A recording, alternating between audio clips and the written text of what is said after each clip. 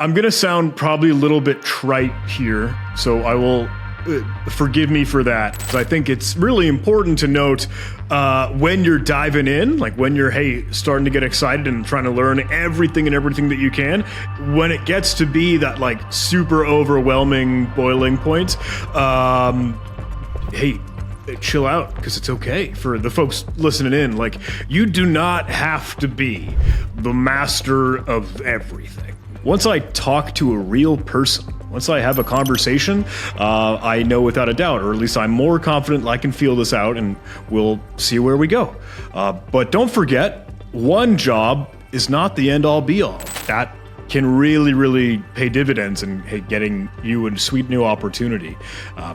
I think that has opened more doors for me than not, The trend that I have seen over time in the tactical implementation of, the cybersecurity stuff, whether you're looking at malware, whether you're looking at pen testing, whether you're looking at being an ethical hacker, blah, blah, blah, I think we are really, in the whole world, moving more and more and more.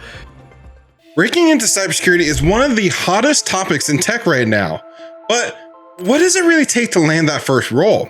Well, in this episode, John Hammond and I pull back the curtains on the skills, strategies, and secrets you need to succeed in one of the most dynamic fields today.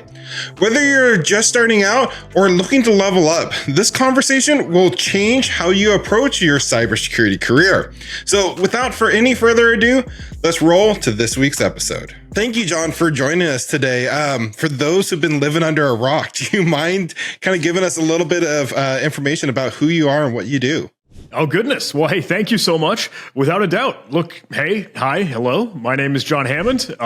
Look, I try to share a whole lot of cybersecurity education over on YouTube, online, across the internet. And that's really what I can try to squeeze in free time, if there ever is really that. But look, no, for my day job, I work over at a company called Huntress. We do managed security platform, trying to help a lot of small mid-market businesses in EDR, security awareness training, detection, stopping hackers and stopping malware. So it's a whole lot of fun, but it's really fulfilling work, and just happy to be here to chat. Thanks so much. Absolutely. I follow you on YouTube and all the other socials, and what you do looks like so much fun. I seriously get jealous sometimes, but I want to dive right on into it. Today I want to talk to you about what it takes to kind of break into the industry. And I know you've been in the industry for a while, but I feel like you, out of all people, are on the heartbeat of what's going on in the industry. And the biggest question I get asked, for those looking to break into cybersecurity, what do you feel is the single most valuable skill or even mindset they should have to break into the industry? Ooh, super good question.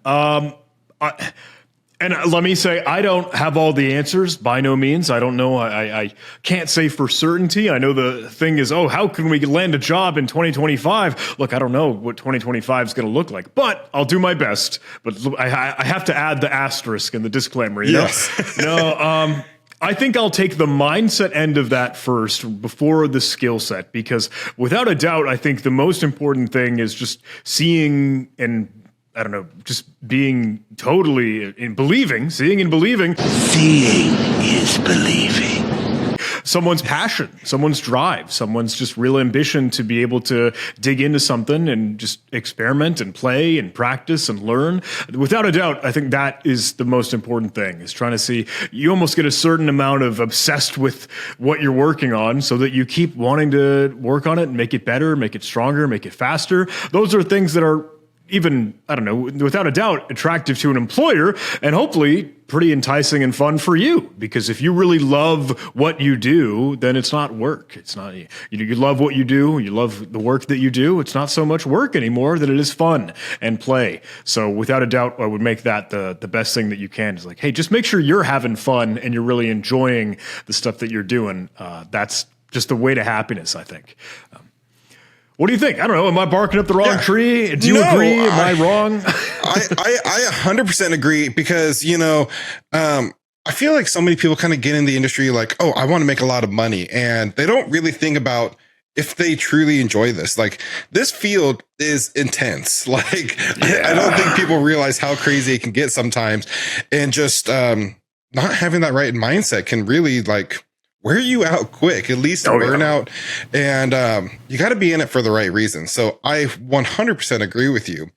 And, one thing I always get asked, I see this constant dilemma, like, okay, I want to be in cybersecurity. I've done the studying. I know I can do the job, but all these job listings are like ridiculous. Like, they want like 5 years experience for an entry level job or something like that. And it's always like, well, how can I get experience if I can't get that first job? And I know the answer to that. I know there's other ways to get experience, but for those like who might not figure it out, what is your recommendation on how to start building experience when you like are starting from zero? I will temper expectations, I guess, because I know and maybe you're thinking the same, like, look, there's the really easy way where you get to practice and play with some online war games, like with resources and joining communities and Discord servers and, trying to help volunteer for different conferences. And I know that is what we tend to say and sing. And without a doubt, I say that all the time, just as well, like, hey, here's how you can get ingrained and be part of the community. And that really helps bolster your resume and show that you're a part of that, gaining experience. But I do know at the same time, that's a lot to ask. Like that's a genuine commitment of be a part of all these things, do all this stuff, add it to your own extracurricular. And maybe that's not what everyone might want to do. So I just am acknowledging that and knowing that not everyone will go all in and that crazy dive, I don't know, like cannonball into the water here. But I know that is one answer, one of the options. One thing I think that you mentioned that really struck me, because I know people do get wrapped around the axle on this, is looking at those requirements or job things, expectations, qualification stuff. If I may say, and maybe this is a wrong answer, and maybe it's not what all people want to hear, but take those as you read them as not really requirements, but just sort of suggestions. Like, these are the nice to haves. It'd be cool if you were this ultra wizard Kubernetes master. I don't know, buzzword bingo. But like, you got to understand, on the job training is a thing because that has to be a thing. You still need to be doing the real work that's going to come from that specific role at that specific company. So you'll learn more there. And I wouldn't tell anyone do not apply because you're worried about some box on the checklist thing. Like, you still want to start the conversation. You still want to see if you could land the interview and make some conversations happen. So don't think of it as like, oh, you're just suddenly gate kept out of that because of the qualifications and requirements. They are simply suggestions, things that would be nice. But yeah. I mean, I would never land a job if I had to have all the requirements most of these jobs ask for. And it's one thing I've noticed is, a lot of times the people who are posting the job might not even have a clue what the job does, depending on the organization. They just went on like Glassdoor or like, oh, look, that's the job we're hiring for. I'm just going to copy and paste that job description and put it here. And that's another thing, is these job descriptions in cybersecurity industry really don't mean a lot sometimes. Like, I see, your face, and like, it's true though, right? You can have the exact same job for two different employers. One of them, you're like resetting Chromebooks, and the other one, you're like a deep security analyst type of thing. You know what I mean? Totally. So you got to take it all with a grain of salt and kind of try to read through the lines. And if it sounds interesting and you think you have like, what do you say? Like 50% of the qualifications, go ahead and apply for it. Or if it just sounds interesting, apply for it. Because the worst they're going to tell you is no. Yeah, I think for your safety and sanity, maybe you'll hit that 50% mark, or maybe 60 or 70%. But just so that you feel confident and comfortable enough, like, look, once I talk to a real person, once I have a conversation, I know without a doubt, or at least I'm more confident I can feel this out, and we'll see where we go. But don't forget, one job is not the end all be all. I felt like I was kind of backed into a corner when I was, getting kicked out of school and starting to start my life and figure out how to get into the industry. And so I will say it's been a while since I've been looking for a job. I've been really happy and fulfilled with where I'm at now. But I remember those days where I'm like, I need something, like grasping at straws and trying to shotgun out any application that I could. And it's okay, I think, to be a little bit desperate in that, because I know what that feels like. I think we all tend to in some regard. Do know, though, that, look, if one opportunity isn't working out, you got another. Just keep looking. Don't give up on that. Absolutely. And I kind of want to take a sidestep on this conversation and focus on you. How did you go from like that feeling desperate, like you just got to get any job just to get your foot in the door, to where you are now that it seems like you're very happy at your job and, it's a good fit for you. You just seem like, you love your job and stuff like that. How did you bridge that gap? Because for many, like starting out, like you just are trying to grasp at straws and get anything and really don't have a direction. Did you have a direction from the beginning? I know that's like 5 questions I asked. Oh, no, you're good. Thank you. I will say I'm very blessed, very, very fortunate in how things kind of fell into the place that they did, because it sounds a little bit silly, but harkening back to like, look, my YouTube channel, it's so silly, but I try to share that content and education, and the style that I've wanted to bring has been like over the shoulder, raw demonstration, live show and tell. So it's a weird way that like proves a certain amount of competency like that. There is merit, and look at all these things that I've built and made and done and can do. So that I think is cool to bring to an employer, and they say like, wow, I see this library, this archive and catalog of the potential. And I also know that you can talk about this stuff. There's a certain amount of like walk and talk. There's a certain amount of like, you can do the presentations and you can work in the team here. Like that is cool. And I am grateful and acknowledging that might have been a foot in the door. But I hope that echoes for you, anyone tuning in. If you build out that portfolio, if you build out whatever way you can kind of show your work and document your own learning and your own growth, show that to the employer, to someone in the interview, to someone that you're chatting with. That can really, really pay dividends in getting you a sweet new opportunity. I think that has opened more doors for me than not, No, absolutely. And, that is one thing I tell anyone who's looking to get just into tech in general is, when you're building that initial experience, I guess you could say, like you're doing those war games or whatever you're doing, document it, put it out there for other people to read. Because there's several things about that. One, you could be helping someone else that's in the same boots as you, in the same journey. Two, you're showing potential employers like what you can do and what and stuff like that. So there's several different reasons. Like it could just be as simple as creating an article on LinkedIn, or if you are comfortable and want to go all out, start a YouTube channel. There's no better way to learn something than to try to teach it. So now I will say there is an overwhelming amount of resources and information out there. And how do you filter it out, filter out some of the noise? Cause if you listen to just the news, like AI is after our jobs, Skynet's real and all that. How do you trust and learn? Where do you get your information from? Ooh.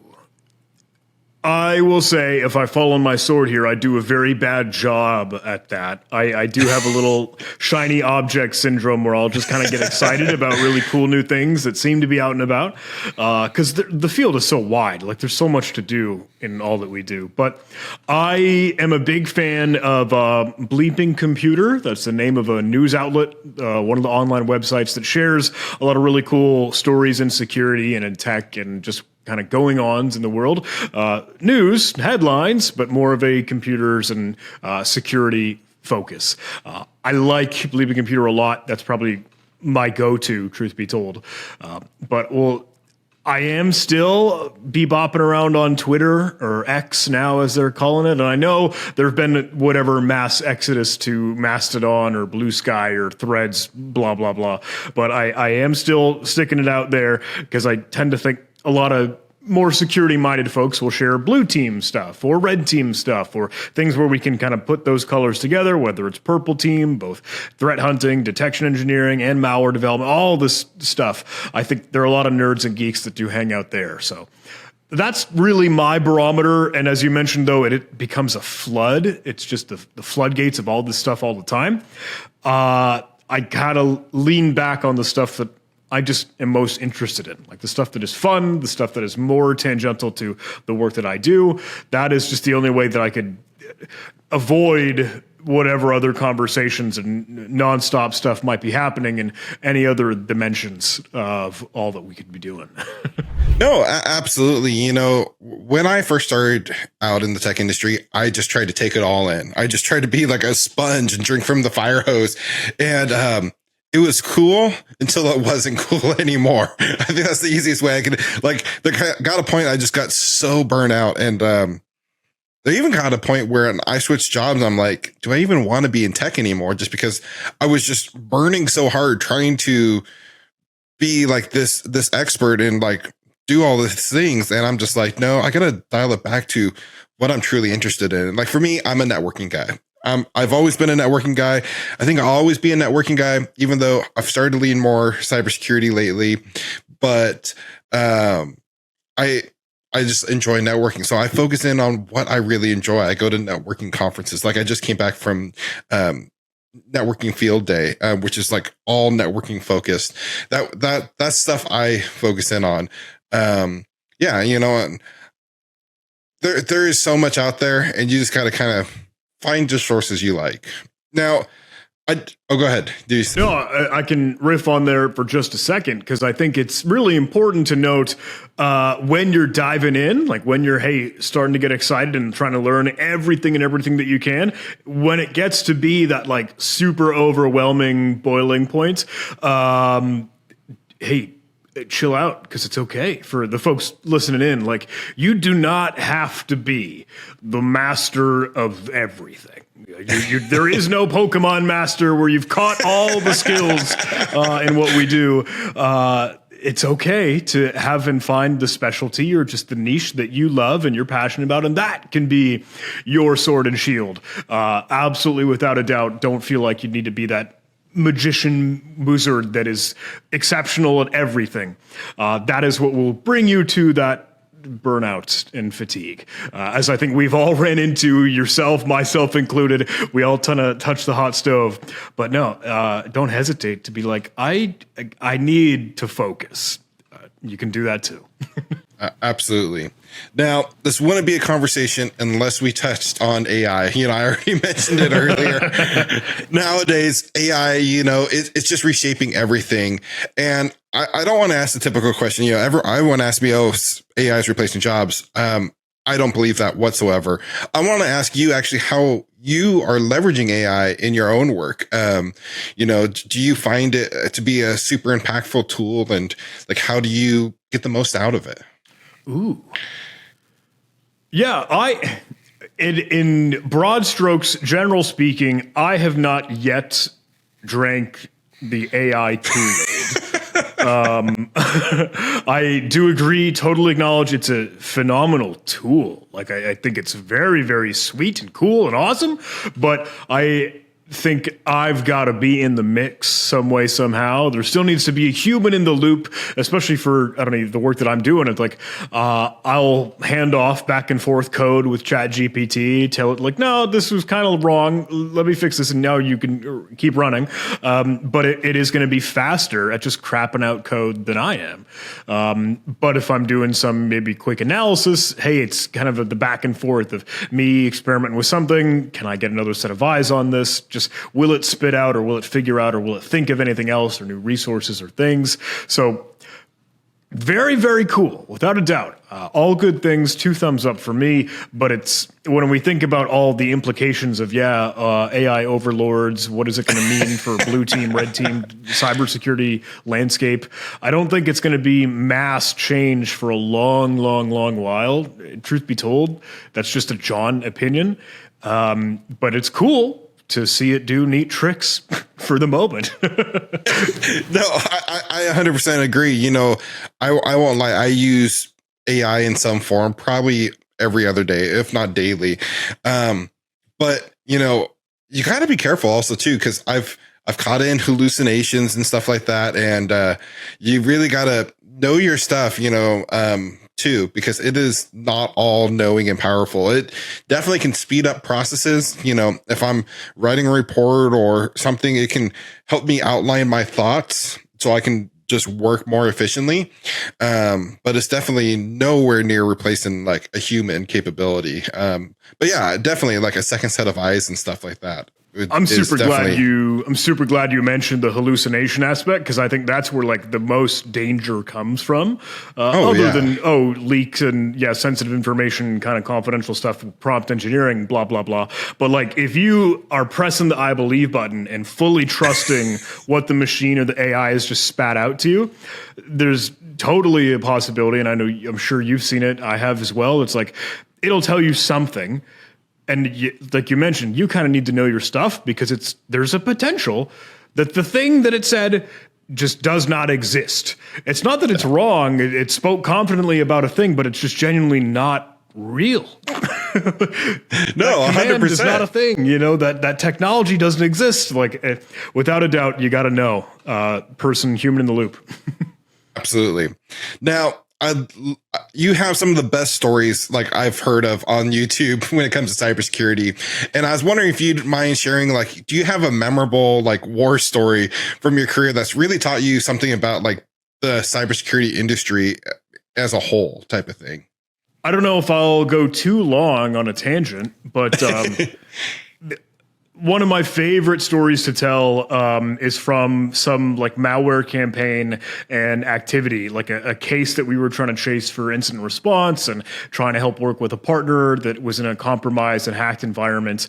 At the end of the day, this kind of all unravels to be what we uncovered was the whole APT, or like advanced persistent threat activity. So it sounds spooky, scary. It sounds all big, wow, hullabaloo, nation state actor stuff. But as we're digging through this, we are rolled out into an environment that is new to us. They were trialing and trying to get a feel for, kicking the tires with what we get to do. And then we see these like persistent implants, these hooks, these claws, the auto runs that will kickstart code. And as we're unraveling them all, they look like, oh, it's like faking Google Drive files, which is funky and weird, using some silly steganography stuff, ciphers, decoding data back and forth. And as we uncovered more and more and more, we started to realize, you know what, this is kind of a special company. This organization, this business that we're looking into helping is actually like an agency, not strictly an agency, but one of the more national designated locations for research across the world, and, you know, national relationships, foreign relations, and potential weapons stuff. So we're like, there's a big impact potentially here. And then we're seeing this kind of come to life as we're looking at the payloads and uncovering more. We see the syntax that will be very, very specific and targeted to one username, or like a member of this team that is the, not to say diplomat, that's not the right word at all, but the person who will go to other meetings to have relationships and shake hands and build partnerships with other groups across the world. So you can fill in the gaps here, but it's wild for us to find, wow, the super duper targeted, specific to the person, APT activity, and that was listening and dormant here, just doing like espionage for a year. Wow. Snooping on files, trying to see what's going on in their web browser, trying to see what tabs they have open, or the cheesy keylogger stuff. But those all weren't like the most mind-blowing thought to me. And they were ultimately, as we kind of found the beginning breadcrumbs of all this, we were wondering, how did they get in? How did the threat actor, the adversary, just like all the news and headlines and articles, I want to know, like, oh, how did the hackers get in? We want to know too. Doing some research and trying to do our homework, figuring out, oh, this APT, this known threat, really, because the rest of the world has got to be seeing this at some point too. Turns out they are especially common with just phishing emails. Something simple, something just we're all used to. Oh, something in your inbox that's trying to lie, trick, and deceive you.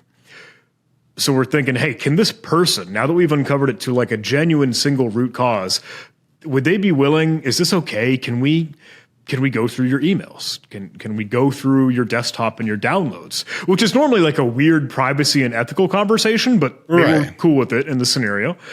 And we got to go find it, trace it all the way back, and we saw the email from like an impersonated individual, someone trying to mask and act as a journalist, like a PR reporter, just trying to write a story, where they do this sweet social engineering switcheroo, asking the victim for, hey, could you provide us a file? Could you provide us a document with your answers to these questions? Write up for an interview. And they build rapport, it's built to communicate conversation. And then they say, after they've sent the responses to this interview, they say, oh, this is great. Thank you so much for your cooperation. You know what? Hey, we've just made a few revisions. Would you be willing to take a look at this before we publish the article in this fake mock scenario? So kind of cool. Flip the script idea. And then as we pull it down, we see the message that says like, hey, for security reasons, this document is password protected. It's encrypted. Here's the password. And it's like, oh, that's a little cutesy trick, so antivirus can't scan it, see a malware malicious payload in there. And then we open it up, and it's a document, Microsoft Office document, that has the most like cookie cutter Security 101 foundations training, where the big blue banner says, oh, this document is created in an earlier version of Microsoft Word. Click enable editing and enable macros for us to be able to view the content. And it's like, oh, okay, stupid Dumbo macros, but the most simple, silly, actual lore to affect this victim for this, individual targeted attack from an APT boils down to, please run my malware. Please click the button. Please do it. And it's like, wow, that's the value of security training. That's the value of just keeping folks educated, because lurking in the environment for a year, potential opportunity to move through the VPNs and everything. It's like, wow, that's all the crazy impact that was just, hey, please click this button. That's crazy. That's cool though. Like that story is so exciting to hear, like something like that happening. It sounds bad, but like, just the simplest things, like, that's amazing. Well, I hope I wasn't rambling for too long. I'm sorry. No, not at all. That's a great story and super impactful. And as we land the plane here, my next question for you is, for someone who's like looking to stay relevant over the next couple of years, like they're getting their foot in the door and they want to progress up the career ladder and maybe into something that like you do, what is your like one piece of advice for them? I'm going to sound probably a little bit trite here, so I will forgive me for that. The trend that I have seen over time in the tactical implementation of the cybersecurity stuff, whether you're looking at malware, whether you're looking at pen testing, whether you're looking at being an ethical hacker, blah blah blah, I think we are really, in the whole world, moving more and more and more. And I know this is where I start to sound dumb, but trust me, believe me, we're moving more to the cloud. But not to say the cloud is the buzzword, but genuinely like your identity. Because it's not, we clicked on an exe on the computer anymore, but it's, we brute force multi-factor authentication for the SaaS application that got into your Slack account, where we could see you're integrated with Google Workspace, but it may have been like Microsoft 365. And actually maybe there's some AWS in the mix because you just tend to use that for that organization or for that shop. So you think about all the stuff that you tend to use for your own maybe personal software like Notion or Slack or Teams or all these online cloud, and there's that stupid word again, but third-party solutions where malware doesn't have to be part of the picture anymore, or threats or hackers, even pen testers. It's just kind of swinging from one service to the next because we have interconnected them all. We have done that. So I don't know. I think that's an important thing if you would like to stay sure on the, not to say cutting edge, but if you all wanted to catch up for new future stuff, I think getting into the identity space is worth the effort. That is 100% true. And I think it's a path that not too many people think of. Everyone thinks of like the sexy pen tester and all that kind of thing. But there is tons of other sectors in cybersecurity that are evolving really quickly and are going to be super high in demand if they're not already. So that is a really good point. And really quick, for those who want to follow you and learn more of what you do, where can they come find you? Well, thank you so much. Hey, you can track me down on the internet. Don't be a stranger. Happy to be a friend. John Hammond, just my name, over on YouTube. You can see me there on LinkedIn. I think it's _ John Hammond on Twitter or X or whatever. But no, I'm basically a walking docs. It's my name. You'll see the picture of me, the stupid red hair. You can find me pretty easy. Absolutely, and we'll make sure and link to all your social media and YouTube channel down in the YouTube description or show notes. John, thank you so much for just being such a wealth of knowledge in the community and taking the time to share so much wonderful information with us today. Well, hey, thank you, Dakota. It's been a while since we got to hang out, but it's super good to see you, my friend. Thanks. We'll keep in touch. Do it again soon. That was such a fun and great conversation I had with John there. And landing your first job in cybersecurity is just the beginning. The real challenge, standing out in a field where so many people get stuck on the starting line. If you want to know how to avoid the most common mistakes people make in cybersecurity, then click on this video here, where we will uncover what you need to learn before starting in cybersecurity. So go ahead and click on this video, and I'll see you over there.